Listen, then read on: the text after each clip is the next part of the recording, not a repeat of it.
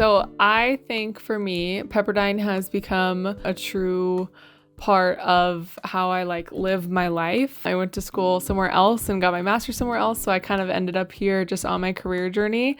And really before coming to Pepperdine, every job that I'd ever had was that. It was a job, it was that I did. Was done at 5 o'clock, that's fine, move on, live my life. But the people at Pepperdine have really shown me it can be more than just what you do for a living, and the way that the community really embraces you regardless of if you went to Pepperdine or not has been really, really refreshing. I have found a lot of community here at Pepperdine. I've been blessed with finding a lot of friends here, one specifically from my hometown. A lot of my friends are her friends, and they're all seniors, and they've really contributed to my social health and my cognitive resilience, as well as different groups within my major. So a lot of us do study groups together, and I found a lot of community there, as well as being an HRL and being a residential advisor has really helped me build community and find new groups that attract my various interests. I have found a sense of belonging here at Pepperdine with my colleagues. I have an amazing team here at Intercultural Affairs. There's Dr. Terra Hall, there's Sharon Wakio, there's David Gomez, and then there's Myron McClure. We're a very small, but we're a mighty team, I like to say, of like-minded individuals that just want to make sure that our students here at Pepperdine know that they belong here as well. So in a sense, I find belonging by making sure that others feel like they belong. Those were Pepperdine community members, each sharing how they have found a sense of belonging at Pepperdine, enhancing their social and cognitive resilience. Welcome to the RISE Roundtable, a podcast by Pepperdine's Resilience-Informed Skills Education program, which seeks to strengthen the well-being of our community. Here, there's no head at the table. Everyone has a seat and every story matters. Join us as community members share their journey of resilience, celebrating the path that connects us all. Today, Dr. Terra Hall, Associate Dean of Student Affairs for Diversity and Belonging at Pepperdine, joins RISE podcast's producer, Jaden James, at the RISE Roundtable, exploring the intersections of resilience with diversity, equity, and inclusion.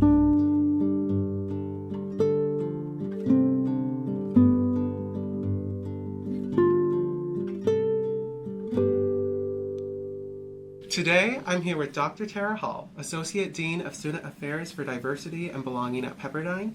Dr. Hall earned her bachelor's degree in psychology from Howard University, her master's degree in psychological services from the University of Pennsylvania, and her PhD in student affairs from the University of Maryland, College Park, where her dissertation research centered on spirituality, race, equity, and inclusion. Dr. Hall has worked in higher education for 20 plus years and has held leadership positions in academic support, first-year experience, and educational opportunity outreach programs. As a scholar practitioner and educator, Dr. Hall is committed to eliminating barriers that affect students' experiences in higher education and ensuring that institutions become places where all voices are heard, seen, felt, and supported. I have personally benefited from Dr. Hall's commitment when I attended the Year 2 San Francisco trip led by Dr. Hall and the Intercultural Affairs Office to learn about her historical social justice movements. Dr. Hall, thank you so much for being here. How are you doing today? Thanks for having me. I'm doing really well. What's on your mind today as we start this episode? Today has been a different type of day. I was able to move a little bit slower this morning, so that felt nice.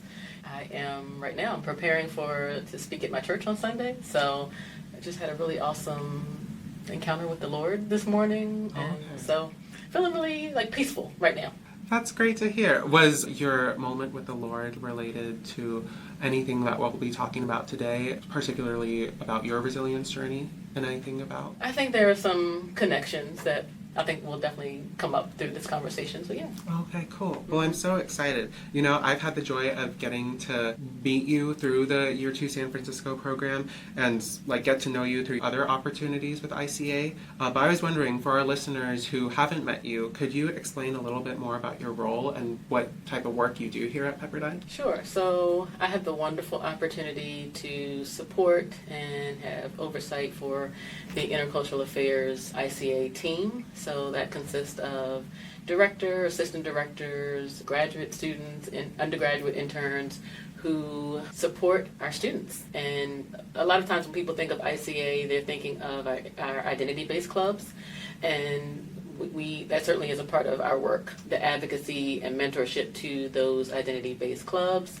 The other parts of our work center on student leadership development, international student programming and support. So we have an assistant director who's primarily helping to orient and support our international student population across all 5 schools, across all 6 schools, and campus programming. So I think of our Heritage Month programming and the different events that we hold to bring awareness and education about different cultures and different identities, those that are both seen and that may be invisible. You know, ICA is a big job, and I have the opportunity to support the great work that they do on a daily basis, as well as to support initiatives within the Student Affairs Division that will help to foster diversity, equity, and inclusion, and belonging. That's so wonderful to hear. I feel like I know I've definitely been blessed to experience like some of the belonging that ICA tries to promote around here at Pepperdine. Mm-hmm. What has been like one of your favorite opportunities to increase inclusion and equity around here on this campus? I think of so many things. You know, this is Hispanic Heritage Month. And so just last week we had the opportunity to bring back an alum who graduated and has gone on to now produce his own films and documentaries.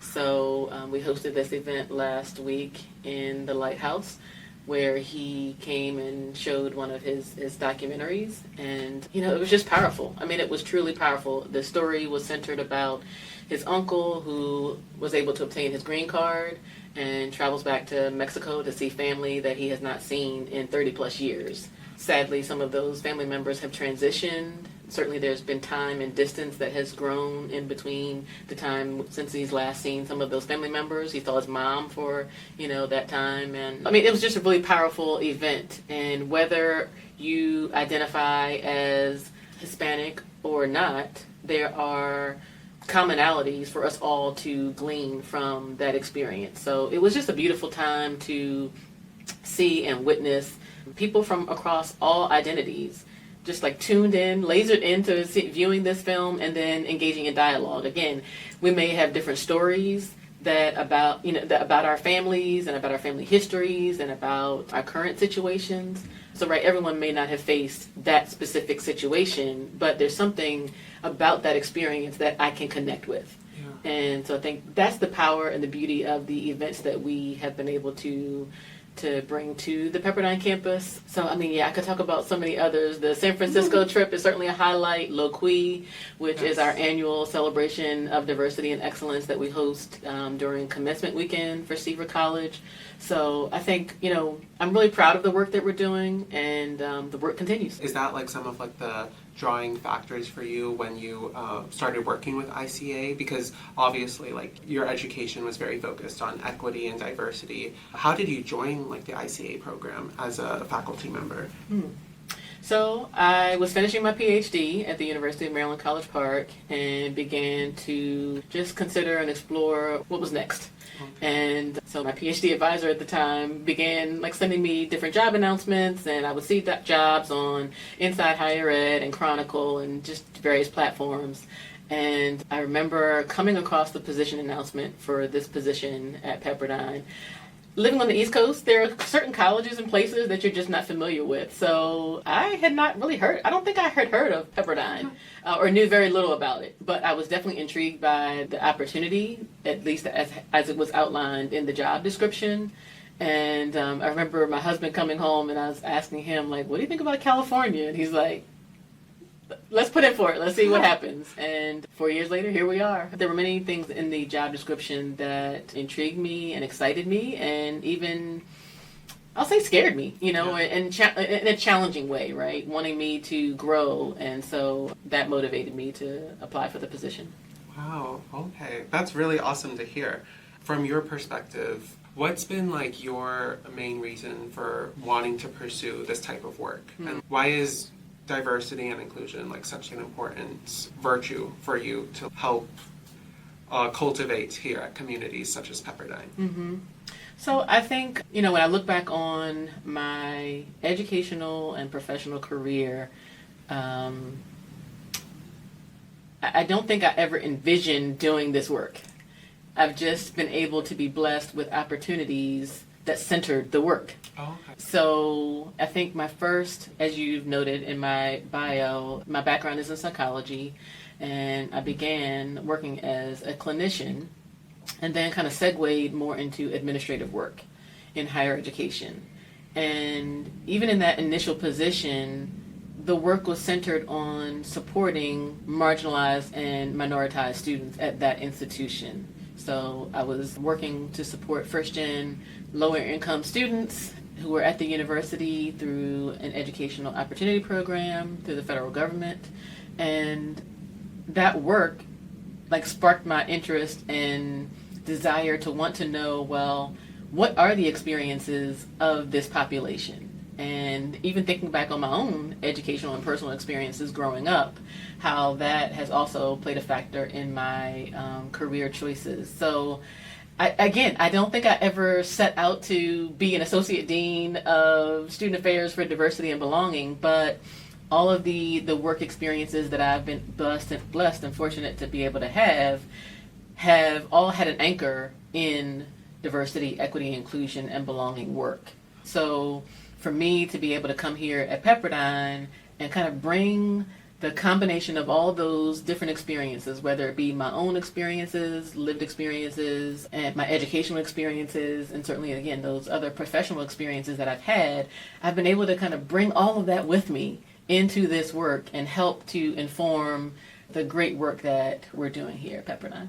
Oh, that's so beautiful. I genuinely, I love to hear that. Even though it was, never intentional, you've always found yourself, back to just supporting students and, finding ways to find your work anchored towards inclusion and diversity. Absolutely. How would you define resilience through the type of events you've partaken in, both in your educational journey and your, career journey?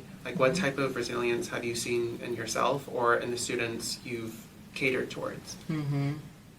Well, I think to answer the first question, how do I define resilience? I see it as a commitment.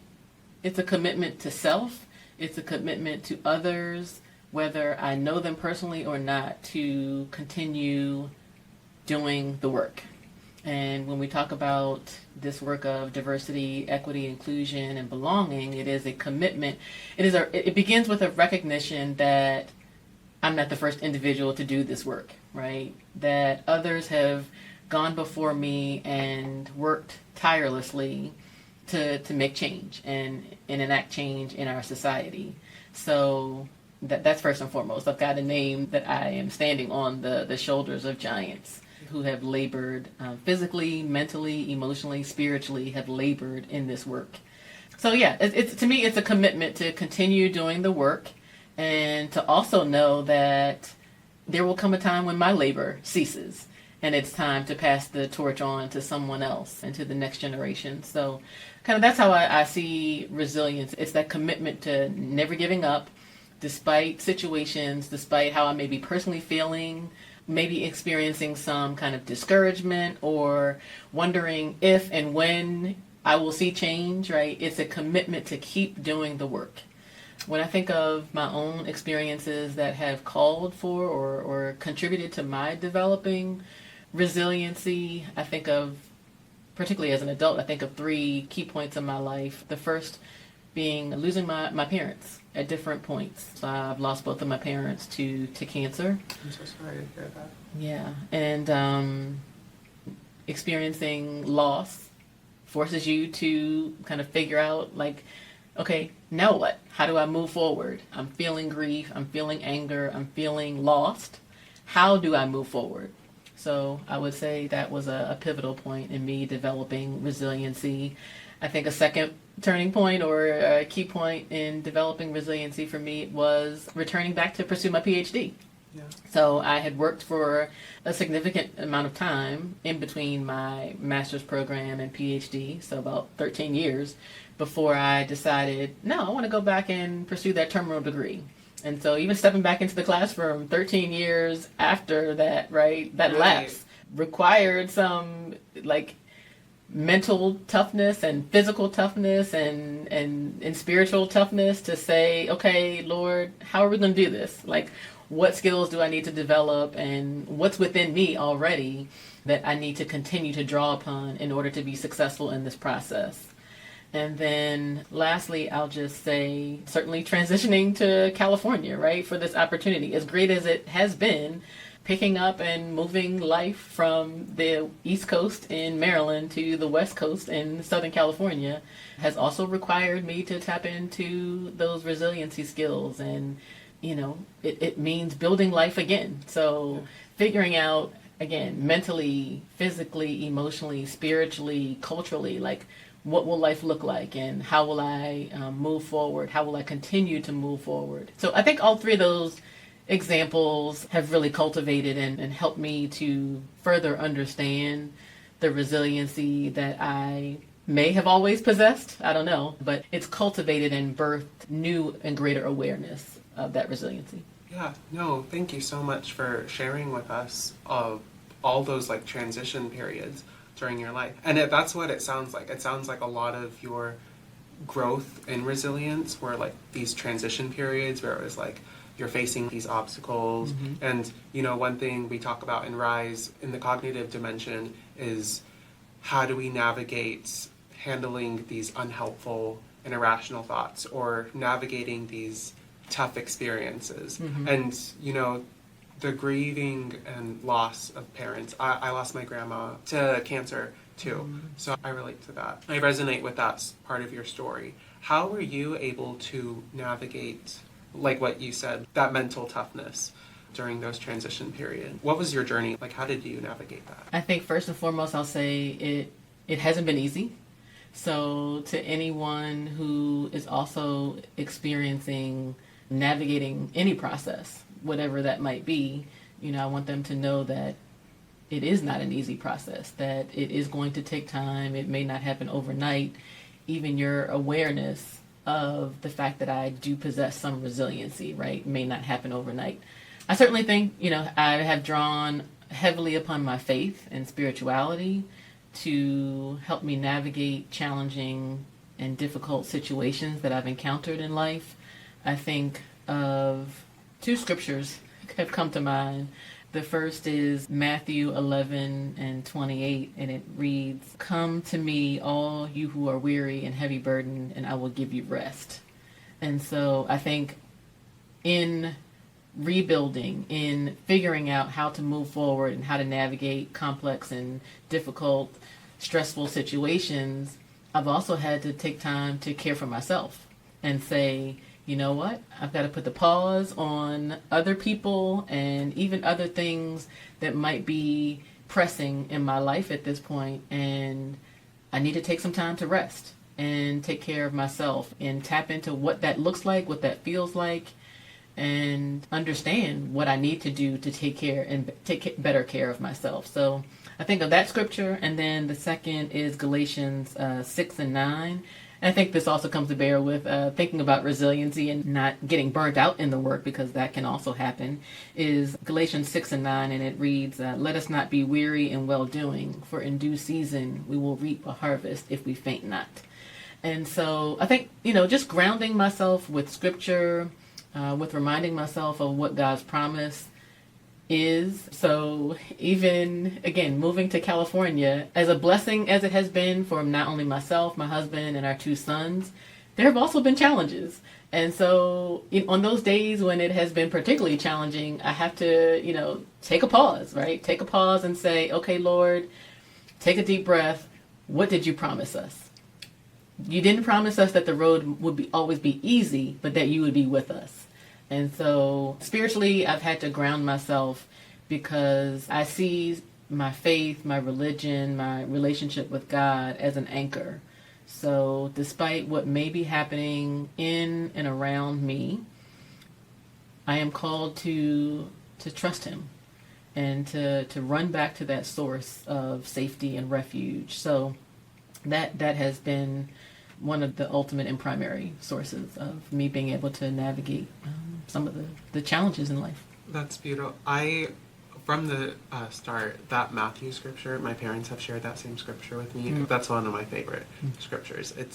And both the scriptures in general you've just shared, personally, they resonate with me. I met with you earlier this week privately. Like, I've been going through it. Yeah. Those two scriptures resonate with me. And I think everyone can kind of go through periods of burnout and feeling the overwhelmingness of life, Sure, you know? sure. Especially during like those big transition periods like that you talked about. Like, Right. though, like those are really nice scriptures to like pray on and like think about. When it came to your spirituality, how were you able to strengthen that? Did you have specific spiritual practices that you leaned on, or did you have a faith community? Yeah, so about 7 years ago, I developed this practice of early prayer and meditation. So people who know me from being a little girl, they will tell you I am not a morning person at all. That I have evolved into this morning person because I love sleep. Yes, me And too. as a child and younger person, and even as a college student, I love sleep.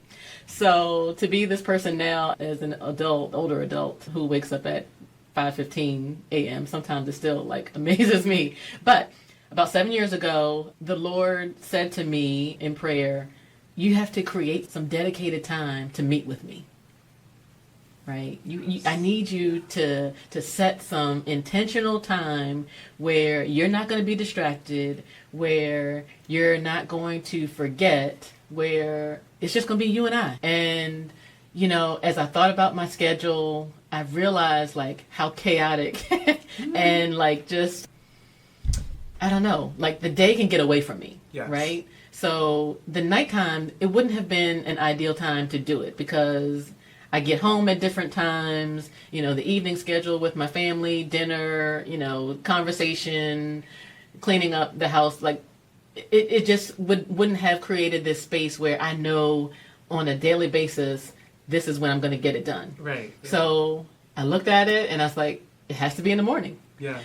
And I think, you know, seeking God and seeking to know Him is going to require a sacrifice, Yes. right? Yeah. So, yeah, about 7 years ago, I began this practice of rising in the morning and just spending time with Him in prayer and meditation and silence. And so that has been key to kind of setting my day and figuring out what are going to be my priorities based on what God has shown me in prayer and our time together. And it's been also in those times where He has reminded me, I am with you. And this may be a challenging day. And we have a lot on our plate today and this afternoon and tonight. But I am with you. And so I find that on the days when, and it doesn't happen often, but it does, I'm human, that the morning time doesn't happen. Right. I find that the day is off kilter, that I am not centered. I'm not where I could be. And so I run back to that practice of, okay, I may not have met the mark that day, but I'm committed to trying again tomorrow. So certainly that has been a significant factor. And yes, being a part of a faith community where I am constantly receiving the word and sharing with others the impact of that word and how I'm going to make it relevant in my own life, right? It's one thing to hear a word and kind of move on, but to me, there's a whole nother level of, okay, I've heard this word, what meaning does it hold for me? And how am I going to put this word into practice? That it was important to us as a family to find a spiritual community in California, because when we first moved here, we were still doing virtual church with our church back in Maryland. I remember virtual church. Yeah. But it's been nice now. We were connected with a church, and so it's just nice to, you know, see familiar faces. And when you're not there, they're like, "Is everything okay?" They're checking in on you. So yeah, that spiritual community is vital to building up my faith. Yeah, that's awesome. And props to you for like dedicating, like carving out time, like in your schedule. Like time management is one of the building blocks in the life skills dimension. And I know personally, I have, because for me, like writing is like one of my spiritual practices of mediating prayer. I used to be really good at doing like what you used to do, and or like what you currently do, and like praying in the morning and like praying at night. Yeah. It's kind of got away from me since college just started, but hearing like how you are so intentional with carving out time, I think that's like genuinely like aspirational, and so like that's awesome.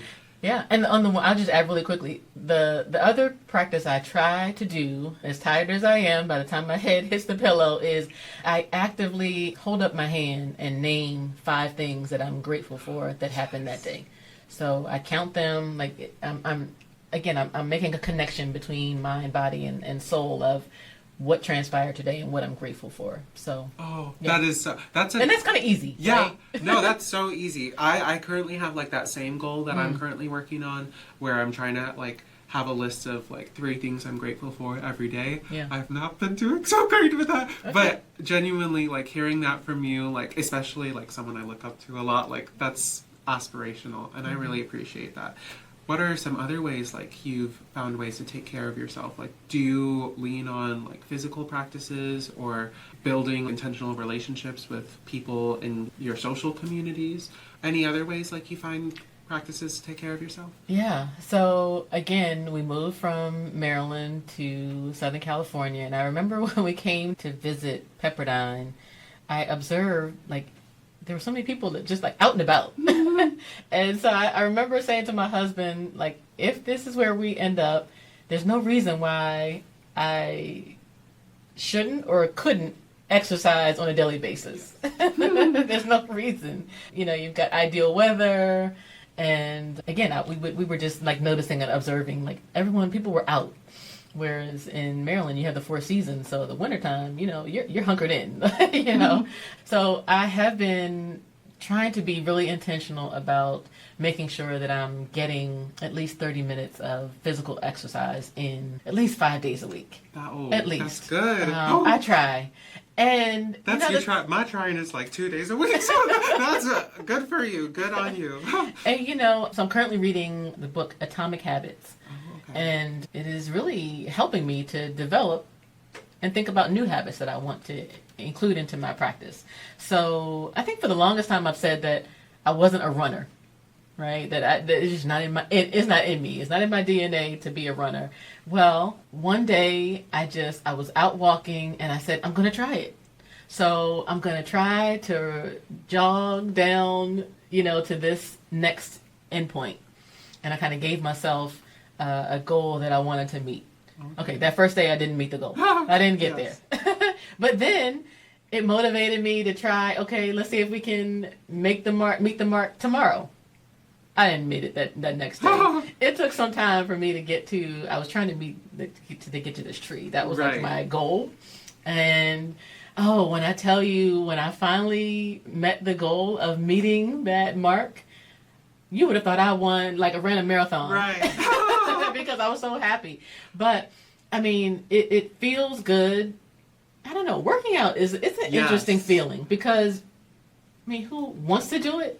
No. Hardly no one, right? Yes. But by the time you're in it, and usually after, you feel very proud of yourself. You feel like, okay, I accomplished, and and me, I'm always thinking of like, well, how am I going to reward myself? Like, after this walk, what do I get to do as a result? So I may watch an episode of Grey's Anatomy or what's my treat to myself, right? So yes, incorporating physical exercise. I've been really trying to do that. I think my doctor is happy. She's been saying in your 40s and 50s, you build the body and life that you want in your 70s and 80s. So I'm trying to be, intentional about getting some more physical exercise every day. And then in terms of socially, yes. So again, transplanting from one place to another is challenging. And so even coming to a new place where you have to establish new relationships and establish, how am I going to make friends with new people? So I think I really resonate with new students as they're coming to Pepperdine, because much of what they have experienced or are experiencing, I too have experienced, moving across the country. I think about how have I been able to, in this time span, been able to develop friendships? And, it's taken effort. It's taken work. It's taken vulnerability. It's taken me to be honest and decide, what do I want? I could continue to only communicate with people who were back in Maryland, but they're not physically here with me, right? So I had to decide for myself, okay, what do I want? I want to find at least one or two people who I can connect with, who I feel like their values are similar to mine and that I genuinely want to be around, right? I had to make that decision. Okay, so from making that decision, what's the next step? Okay, let me survey my environment. Like, who around me, fits that, right? And so in the church community, in my workplace, looking at the different environments where I spend a good portion of my time, like figuring out, like, who are those people that I may want to explore a potential friendship and relationship with. So I really resonate with like the first year student or even the transfer student who is trying to figure out like, all of my friends are in LA or they're in Texas or wherever, you may consider home, but we're here now. Like, how can we make the most and the best of this experience where we are right now? Right. And I completely resonate with that, like, like, for me, like, as a first year student, that was something, like, I was personally going through, so I feel like we would have got along well. But I remember, like, my first year, I was, like, one of the few kids in my senior class to, like, who was, like, leaving the state, you know? So I was, like, leaving friends behind, I was leaving my family behind, I was leaving my twin sister behind. So it was a lot of, like, oh gosh, like, what is this new school gonna, like, offer community-wise for me? And personally for me, I've been able to find communities and like some of the identity-based organizations like BSA, shout out to BSA, but also the RISE community. These communities are very like focused on either culture, but like cultivating like a rich culture and community, which is something like I feel like was necessary for like my well-being and like development. How do you feel like as a faculty member, is there like some type of first student relationship that you can think of at the top of your head that has meant a lot to you? And do you know like how you're able to intentionally build that relationship with that student? When this question was presented to me, I thought about a student who I've helped years ago. Yeah, okay. So this was about 15 years ago. Okay. This student was a non-traditional age student at the university where I worked, and she faced a lot of challenges. She had young children. She was at times facing housing insecurity, and she was also a survivor of domestic violence.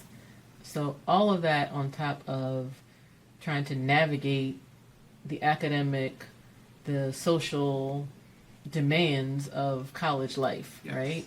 She had all those extra... Yeah. I mean, all the check boxes, right, that make it really challenging and, have one... and create barriers for one's success, academically, personally, all around.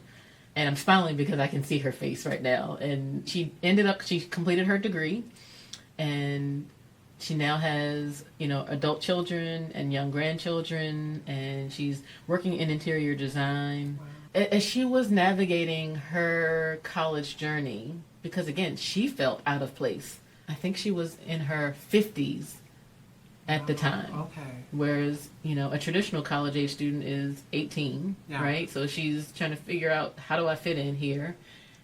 On top of these other challenges that I've got going on. But boy, was she resourceful. I mean, she would come into our office very often, and she utilized all the resources that were available to her. So I think of when I'm doing the work, when I've done the work and continuing to do this work here at Pepperdine, she often comes to mind because she showed me what resilience looks like. And she also showed me, like, she taught me so much. And I think that's the beauty of working in higher ed is, for me, the learning is bi-directional. So whether it's in a classroom setting or in a co-curricular experience such as San Francisco where we encountered one another, right? I get to learn from students. I get to learn about their lived experiences, their journeys, their stories of resilience that may or may not differ from mine, but I learn something every day. Yeah. I learn something every day, and I think as an individual, I'm constantly like open to learning. So yeah, I think of her. I think of her often because she accomplished what she set out to do, and that's what we hope all students are able to do. I love that virtue, an idea of being like a lifelong learner. I feel like that's kind of my philosophy in life is I don't feel like I can ever be like 100% certain on anything. Like I feel like there's just so much to learn and so much to know. You said you pursued your PhD education later on in life. Do you feel like you saw any of that in this particular student? And do you think that's like why she might have resonated with you? Or is that maybe like a small factor or bigger factor? Yeah, I think maybe. I mean, I think even as an undergrad, I did feel like I would eventually get a PhD. I would eventually get a terminal degree. Uh-huh. But, and now in hindsight, I mean, there are people who go right from undergrad into, a PhD program. And for some people, maybe that's the journey that God has for them. But that's not what he had for me. And so, but even going back into that classroom, after 14 years of not being in the classroom, I had to say to myself, and that's the encouragement that I do give to other students is, you have something to offer this environment. Right. You have something that you can contribute to this space. And so we need to hear your voice, right? Because working as a practitioner for those 14 years added an element to the learning environment for my PhD colleagues and I that other people did not have. So that's the advice that I give to any and everyone is regardless of who you are and how you show up, you are needed. Yes. You are needed. Your story, your perspective, your viewpoint is necessary. Yeah, every day we have 2 teenage boys and that's stressful. So Yes. that calls for resilience right Yes. there, right? But every day before school starts, I text them, have a great day and be a difference maker. And, I mean that to my core because I want them to know, as I also share with students that I encounter daily, that, again, you matter. Our world needs you.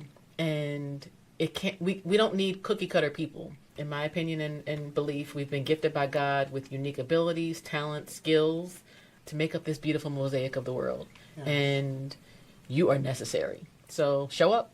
Yes, I show up. I Show love up. that. That's such a beautiful message. I think that whole testimony you shared, I resonate with it because both my parents, they didn't do like the traditional college route. Like my dad, he went into the Air Force like a little after college, or he did go to college.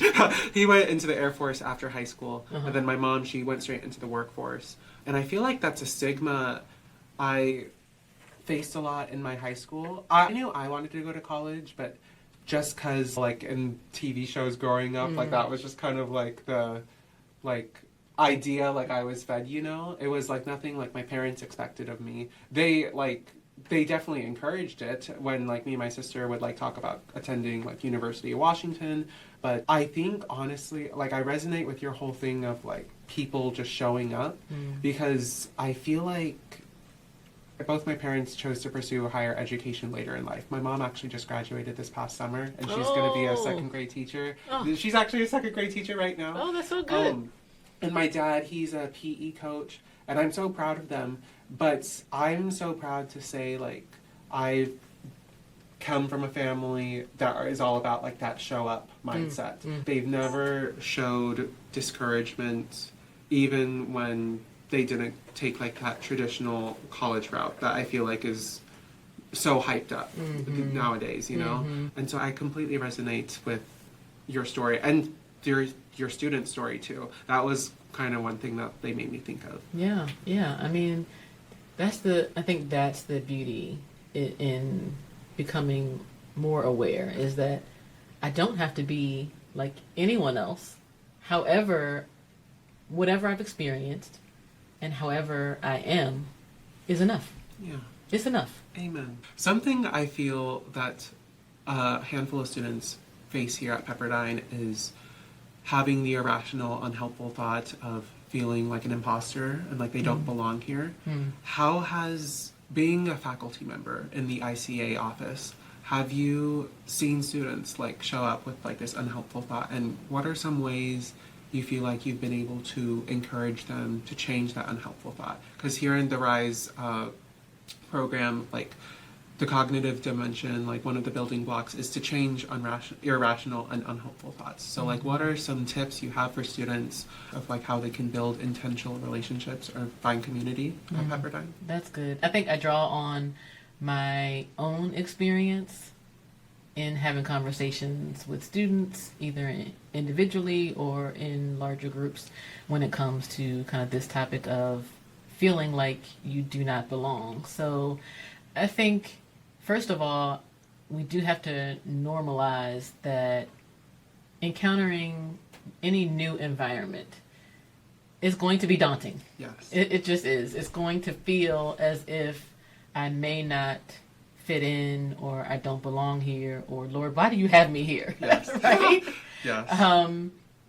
So I think just kind of normalizing those feelings that people, including myself, have felt. And for any variety of reason, whether, it's social identity. So I'll take myself as a woman entering an all-male space, right? If there's a meeting or a conference that I'm attending and it's an all-male space, I may walk into, you open the door and I may say, whoa, okay.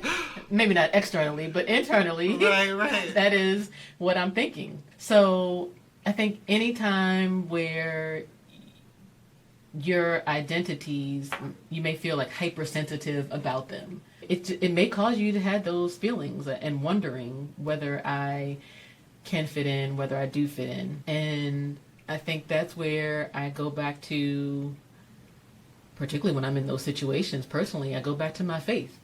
And I go back to scripture where, I am reminded that I am fearfully and wonderfully made. And God put me on this earth for a purpose and a reason. Yes. And again, I go back to what we've already talked about, but that there's something for me to contribute in that space, right? My lived experiences are going to be different from the next person, or could be very different from the next person. So I must be willing to allow my light to shine so that they can come to understand what my lived experiences are. If I'm hiding under a rock and silent about my lived experiences and my perspective or what my opinion is, then I can't grow and potentially others can't grow. So, I'm very empathetic to students when they do express this, because I have heard it and I myself have felt it. Moving from across the country to Southern California, life is very different in Southern California than it is on the East Coast. And so even acclimating myself and our family to this new space has brought its challenges and just feelings of like, Lord, you sure? Yes. Are you sure this is where we're supposed to be? But again, I have to go back to the promises that he said. And so I think for any student who does feel this or has felt this, I have encouraged them to simply open up and talk to someone about it. Yes. Right? And I can pretty much guarantee that while they may not have that same experience, maybe they do, they have had some experience where they have had that feeling. Yes. So to me, that's kind of a universal feeling that most people have experienced, kind of that questioning, that wondering, am I supposed to be here? So I think just being open to having conversations with people, again, it goes back to when I have to decide what is the life that I want to live, right? And then be able to take action steps that will align with that and help me move closer to that purpose, to that goal. And so if I am coming to Pepperdine with the mindset to grow academically, grow personally, grow spiritually, grow socially, grow in every aspect of my life, I then have to make decisions and act accordingly that will help me to meet those goals. Yeah. So, and sometimes it's small steps. So starting with something small, going to a club meeting, talking with the person that's seated next to you in class, or, engaging in some kind of conversation with someone, maybe in Mullen, right? Just beginning to open up yourself in small ways. And I think we will be amazed at how much more we have in common with one another and how we're all seeking the same thing. Yes.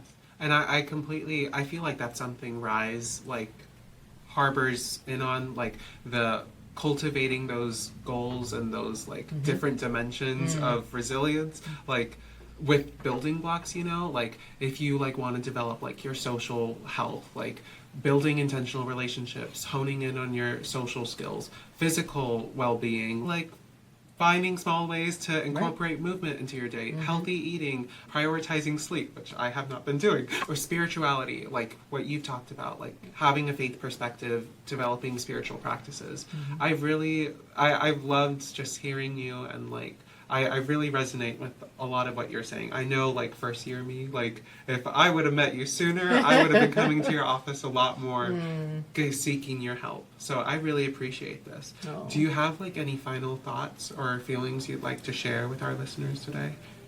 I'd first like to thank you and RISE for the opportunity to share, and I will just encourage all of us to be the same advice that I give my sons.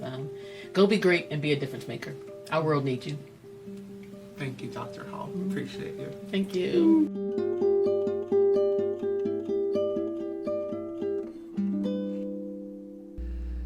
Thanks for listening to the RISE Roundtable. If you or anyone else wants to be a guest on this podcast, please fill out the form in the link of our description and our Instagram bio to nominate a future guest. Stay tuned for more episodes and share with us any thoughts. You can email us at resilience@pepperdine.edu or DM us on Instagram at PepperdineRise.